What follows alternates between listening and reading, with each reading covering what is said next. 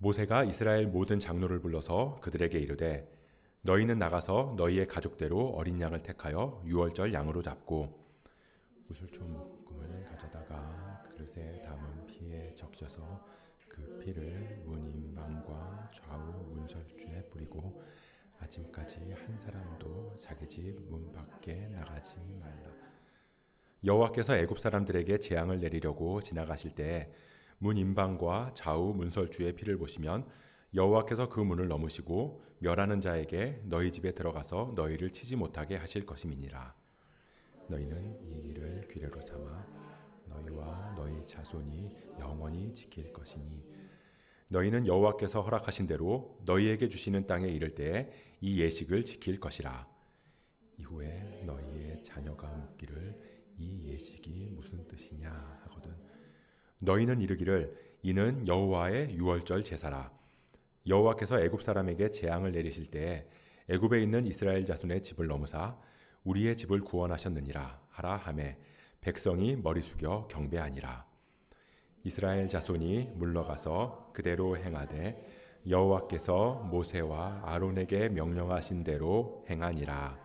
아멘.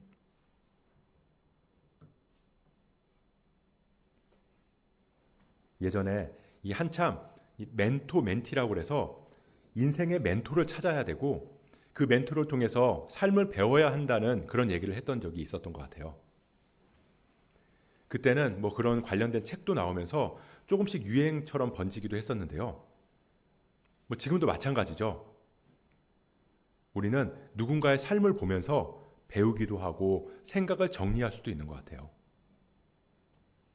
이 멘토라는 말이 경험과 지식을 바탕으로 이 다른 사람을 지도하고 조언해 주는 사람이라는 뜻이잖아요.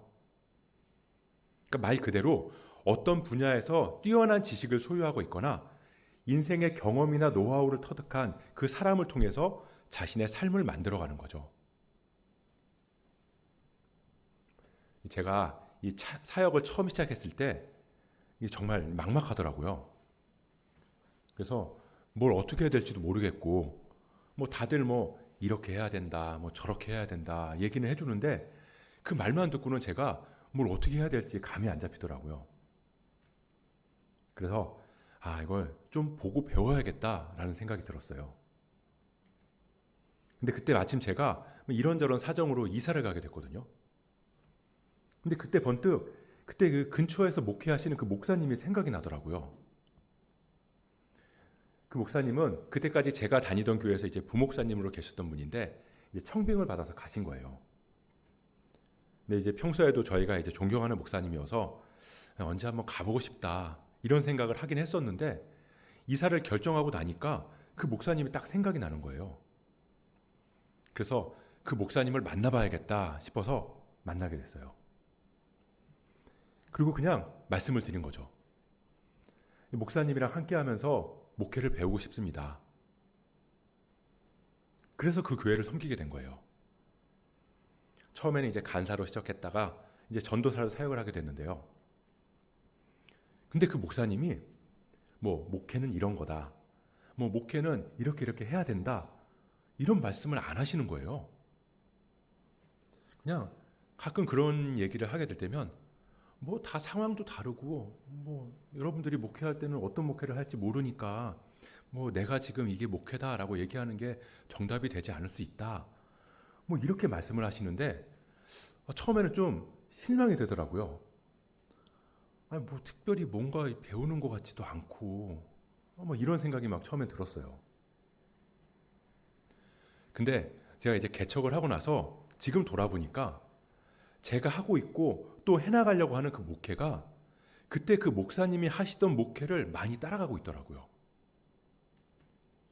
물론 그때는 전혀 생각지도 않은 그 못했던 그런 단점들도 보이기도 했지만 그냥 그분이 목회하시는 모습을 옆에서 보면서 그것만으로 제가 많이 배울 수 있었던 것 같아요.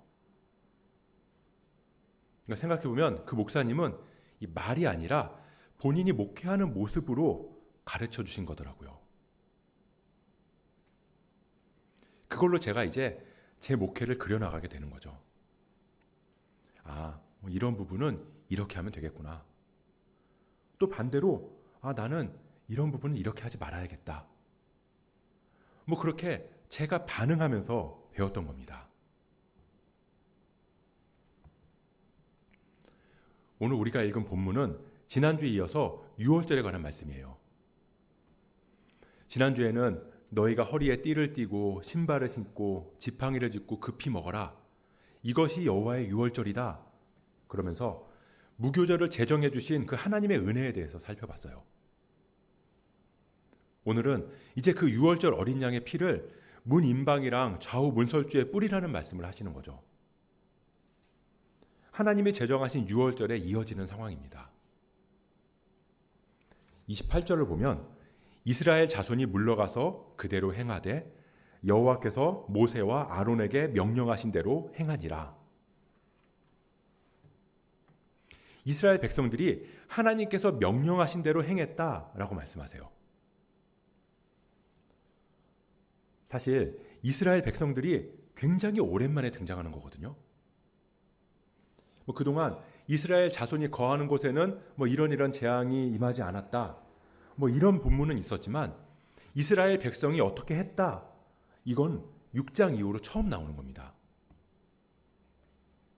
그럼 6장 9절을 한번 볼까요? 그때 이스라엘 백성은 어떤 모습이었나?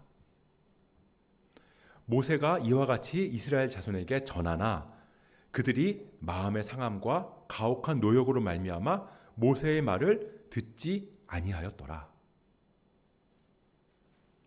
모세가 이스라엘 자손에게 전하나, 그러니까 하나님의 명령을 전했거든요. 근데 그들은 마음의 상함과 가혹한 노역으로 인해서 모세의 말을 듣지 아니하였더라. 그리고 그 백성들이 오늘 다시 등장하는데 이스라엘 자손이 물러가서 그대로 행하되 여호와께서 명령하신 대로 행하니라. 완전히 달라졌어요. 이전에는 모세가 아무리 말하고 전해도 그 말을 듣지 않았는데 오랜만에 다시 등장한 그 백성들은 명령에 그대로 행하더라. 그동안 모세는 이스라엘 백성들을 설득하지 않았거든요. 그냥 그 사이에 무슨 일이 있었냐면요. 하나님의 역사가 계속 이어지는 가운데 모세가 하나님의 말씀에 순종했을 뿐이에요. 하나님의 말씀에 순종해서 모세에게 나갔을 뿐이라고요. 그리고 이스라엘 백성들은 그 광경을 그저 바라본 거죠. 전에 모세는 이스라엘 자손에게 전하나 설득을 했거든요. 하나님의 명령이 이렇다. 하나님의 인도하심이 이렇다. 이걸 설명하고 설득했는데 그들은 듣지 아니하였다. 설득되지 않았던 거죠. 근데 하나님의 역사하심 안에서 모세가 순종을 했고 백성들은 그 모습을 목격했을 뿐이고 근데 백성들이 모세의 말에 설득됐다는 겁니다. 이 6장에서 모세가 하나님의 말씀을 전했을 때 그때 모세의 모습은 어땠을까요? 9절에서 이스라엘 백성들이 모세의 말을 듣지 않았다.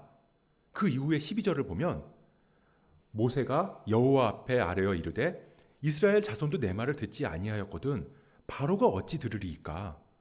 나는 입이 둔한 자니이다. 나는 입이 둔한 자입니다. 누가 내 말을 듣는다고 그러세요? 모세조차 하나님의 역사하심에 순종하지 않았다는 겁니다. 자신도 하나님의 역사에 순종하지 않으면서 백성들한테 가서 아무리 전해봐야 백성들은 그 말을 듣지 않았다는 거죠.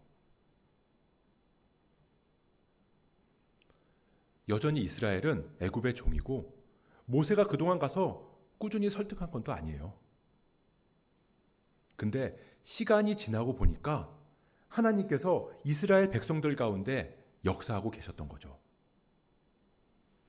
뭘 통해서요? 모세의 순종의 모습을 통해서요. 모세는 바로한테 가서 뭐 대단한 배틀을 해서 이긴 게 아니에요. 여전히 바로는 모세를 무시했고요. 다시 눈앞에 나타나면 죽여버리겠다고 그렇게 협박까지 했어요. 그럼에도 하나님의 명령을 순종하는 모세의 모습이 이스라엘 백성들의 눈에 목격되고 각인됐다는 겁니다. 우리가 그리스도인으로 세상에서 목격되기 위해서는 우리가 뭔가 대단한 업적을 이루어야 되는 게 아니에요.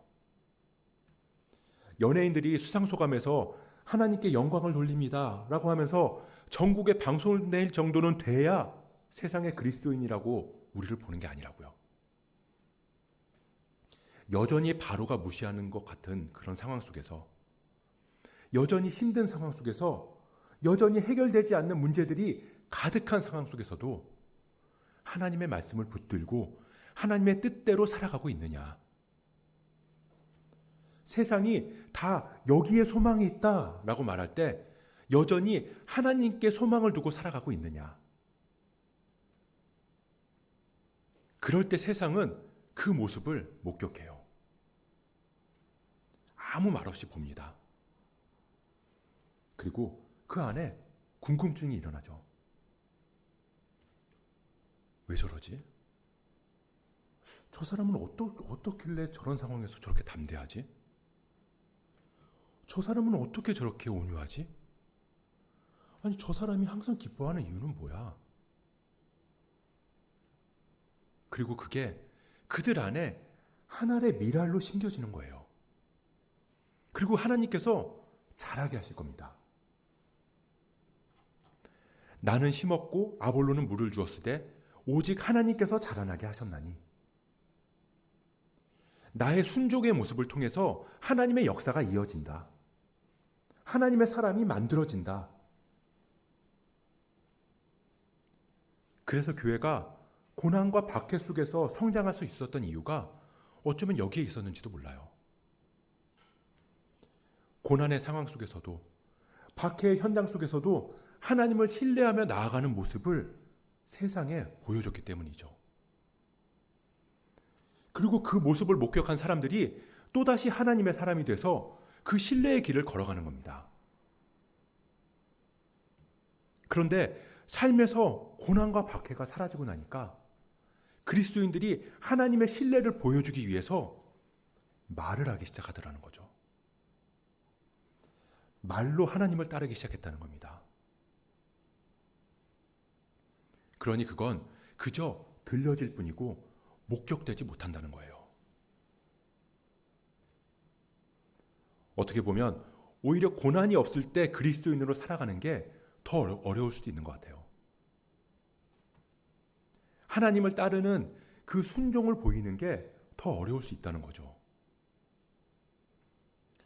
하지만 그런 가운데에서도 순종의 모습을 보이면 그건 더 강력한 목격이 될 수 있다는 겁니다. 내 삶이 나아지지 않아도, 나를 둘러싼 환경이 개선되지 않아도 순종의 사람으로 서가는 사람들이 모인 곳이 교회예요. 교회는 성경 아카데미가 아닙니다. 물론 성경을 읽고 배우고 공부해야죠. 근데 이걸로 내가 그리스도인이라는 학위, 그 자격을 따는 것이 아니라는 거예요. 우리가 성경을 읽고 배우는 이유는 나에게 말씀하시는 하나님의 명령을 듣기 위해서인 겁니다. 순종하려면 먼저 그 명령이 뭔지를 알아야 되니까요. 그래서 먼저 그 말씀을 듣고 순종의 삶을 살아가는 거죠. 삶에서 그리스도를 닮기 위해서 그리스도를 알아가는 겁니다. 그래서 교회는 세상에서 고난과 고통 가운데 어떻게 하면 그리스도의 뜻대로 살아갈 수 있을까? 그걸 고민하고 그 안에서 답을 찾아가는 사람들의 모임인 거예요. 그런 의미에서 돌아보면 애굽에 내린 10가지 재앙은 어쩌면 이스라엘을 위한 것일 수 있다는 겁니다. 애굽이랑 싸우고 바로를 무너뜨리기 위한 재앙이라고 생각할 수도 있지만 하나님께서는 그 10가지 재앙을 통해서 이스라엘을 만들어가고 계셨으니까요. 하나님께서는 이스라엘 백성들한테 내가 누군지 알아라. 내가 너희를 인도한 너희의 아버지다. 그걸 보여주신 거죠. 그 은혜. 그래서 그 과정을 겪은 사람들이 하나같이 고백해요. 간증을 보면 물론 하나님의 이름을 얘기하면서 내 자랑이나 내 성공을 얘기하는 간증도 있지만 그런 거 말고 진짜 간증을 보면 하나같이 고백하잖아요. 고난이 은혜였다고. 이건 그냥 찬양의 가사가 아니에요. 진짜 그 안에서 하나님을 봤을 때 할 수 있는 고백인 겁니다. 이 마태복음 13장을 보면요. 가라지 비유가 나오는데요. 제자들이 예수님한테 말씀해요. 얘기해요. 예수님, 밭에 좋은 씨를 뿌리지 않았습니까? 근데 가라지가 났어요. 이거 싹 다 뽑아버릴까요? 그랬더니 예수님께서 그냥 놔두라고 말씀하세요. 주인이 이르되 가만두라. 가라지를 뽑다가 곡식까지 뽑을까 염려하노라. 가만둬라. 가라지 뽑다가 알곡까지 뽑힐까 염려된다. 다시 말해서 알곡이 자라나는데 이 가라지는 전혀 문제가 되지 않는다. 우리는 이렇게 기도해요. 하나님, 이 문제 때문에 내 신앙이 흔들려요. 하나님, 저 사람 때문에 내 믿음이 작아져요. 왜 이 문제 해결해 주지 않으세요? 왜 저 사람 그냥 놔두세요? 가만둬라. 가라지가 알곡을 키우는데 방해되지 못한다. 너희 옆에 있는 그 문제들, 그것들, 그 사람, 네가 나의 자녀로 성장하는데 아무런 문제가 되지 않는다. 악인과 선인에게 공평하게 해를 비춰주시는 하나님께서 그 해를 비추세요.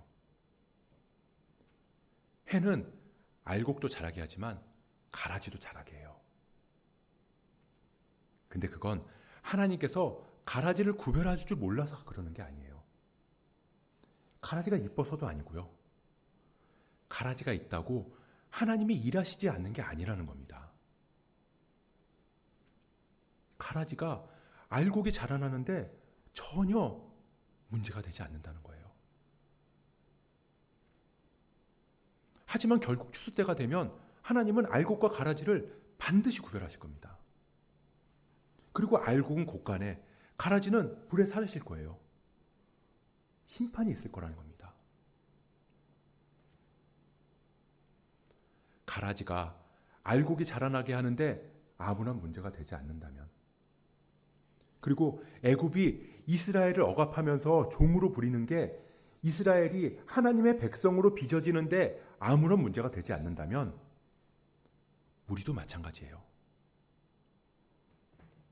우리의 삶의 형편, 우리를 둘러싼 환경, 여러 관계의 문제들이 나를 넘어지게 하고 좌절하게 해서 하나님으로부터 멀어지게 하는 것 같은데 아니다.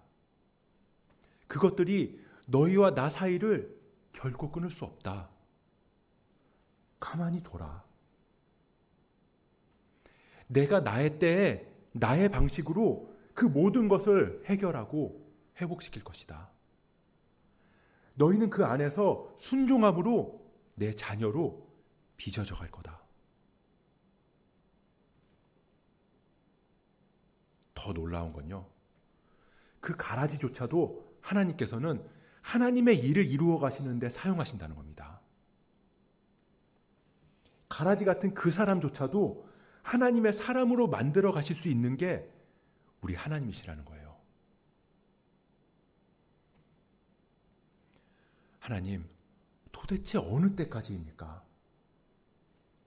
우리 눈에는 너무나 더뎌 보이고 마치 하나님이 안 계신 것 같지만 하나님은 이전에도 그리고 지금 이 순간도 일하고 계심을 믿으시기 바랍니다. 예배는요, 그 확신을 갖는 거예요. 예배하고 기도했으니까 이제 자고 일어나면 우리의 모든 문제가 싹 다 해결되는 게 아니라 그 안에서 여전히 우리는 답답하고 불안하지만 그럼에도 하나님의 일하심을 신뢰하고 확신하는 시간. 아, 하나님이 나의 하나님이시지. 아, 그 하나님이 지금도 나를 위해 일하고 계시지. 그 믿음을 갖는 거. 그 확신을 갖는 거. 그래서 다시 세상으로 나가서 여전히 그 사람은 거기 있고 여전히 문제는 그대로지만 하나님의 말씀에 순종하며 나아가는 믿음의 사람으로 살아가는 거. 그리고 그 모습이 사람들에게 목격되는 거.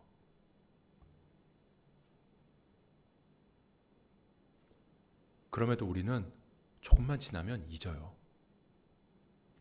다시 넘어지기도 하고 다시 낙심하기도 해요. 근데 그래도 괜찮아요. 이스라엘도 그랬잖아요. 그렇게 하나님의 말씀을 순종하면서 홍해를 건넌 이스라엘도 또다시 불평과 불만을 가졌어요. 그게 우리라는 거예요. 그럼에도 하나님이 이끌어 가신다는 겁니다. 우리가 하나님의 말씀에 순종할 때 하나님이 우리의 삶을 인도하신다는 거예요. 근데 돌아보면 우리가 하나님의 역사와 그 역사를 믿고 순종하는 삶과 그 삶을 통해서 보여지는 목격이 없는 채로 단순히 설득만 하고 있었던 건 아닌가. 그래서 우리가 입으로 아무리 복음을 외쳐도 그 복음이 세상에 전해지지 않은 게 아닌가. 세상이 악해져서가 아니라 우리가 입으로만 하나님의 역사를 말하고 입으로만 순종하면서 여전히 세상의 가치관과 세상의 모습으로 살아가기 때문에 세상이 더 이상 우리 말을 듣지 않는 게 아닌가.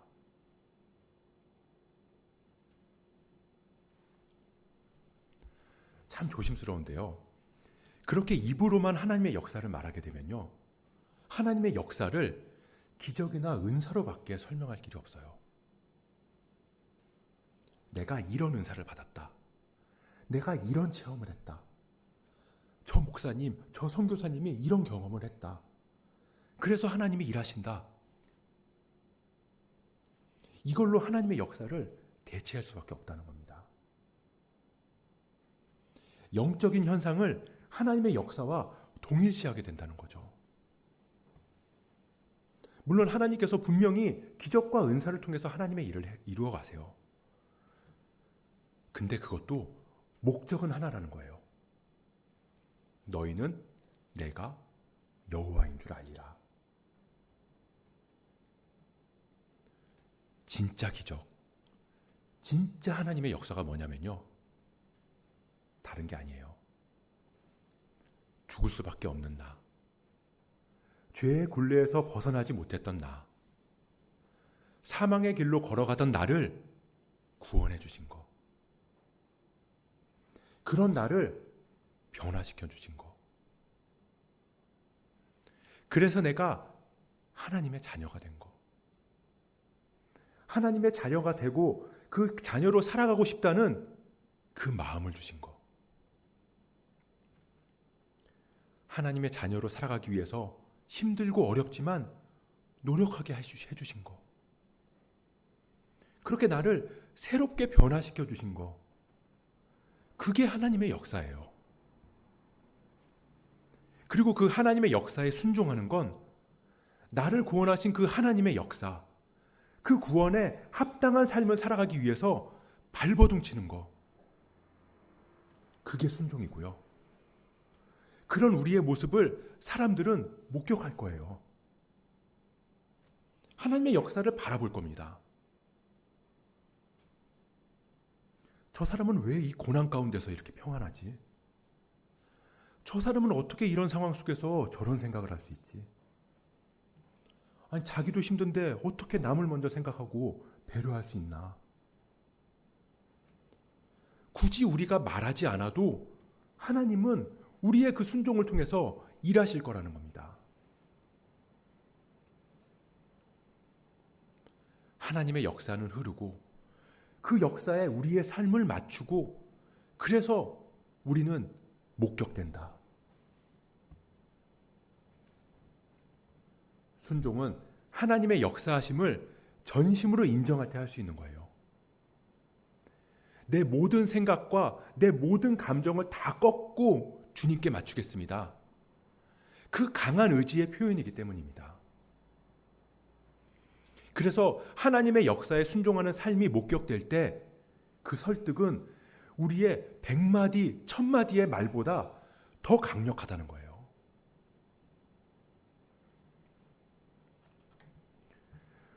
우슬초 묶음을 가져다가 그릇에 담은 피에 적셔서 그 피를 문 인방과 좌우 설주에 뿌리고 아침까지 한 사람도 자기 집 문 밖으로 나가지 말라.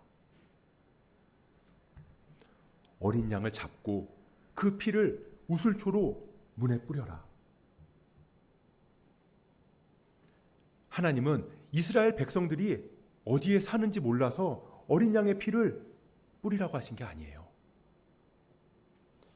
하나님은 구원을 베푸시면서 그 하나님의 역사에 순종할 기회를 이스라엘 백성들에게 주신 겁니다.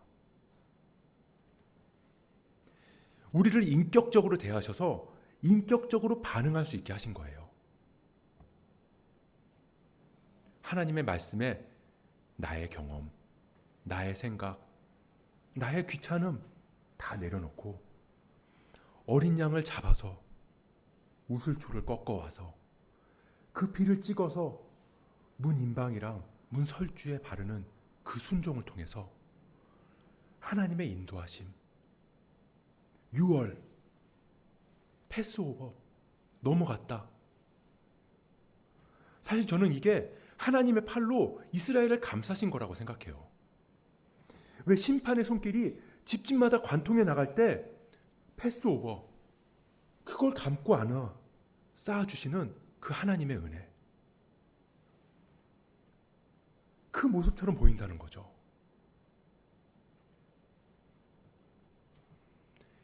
이후에 너희의 자녀가 묻기를 이 예식이 무슨 뜻이냐 하거든. 그렇게 순종함으로 하나님의 은혜를 경험한 이스라엘 백성들한테 그 자녀들이 물어와요.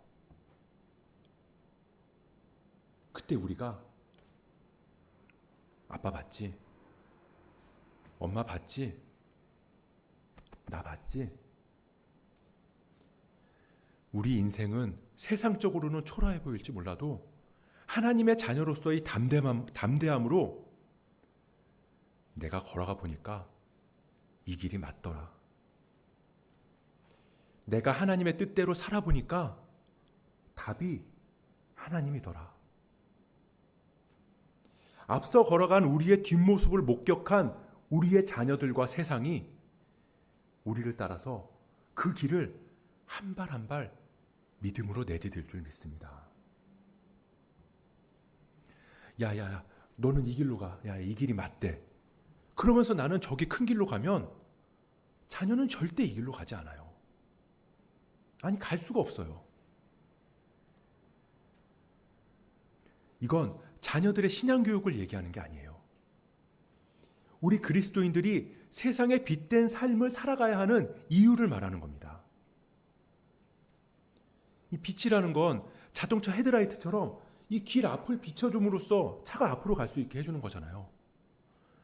근데 그 헤드라이트가 차 앞의 길이 아니라 뒤틀려서 옆에 도로를 비추고 있다면 차는 그 어둡고 깜깜한 길에서 단 1m도 나가지 못한다는 겁니다. 이스라엘 백성들이 하나님이 명령하신 대로 행하니라.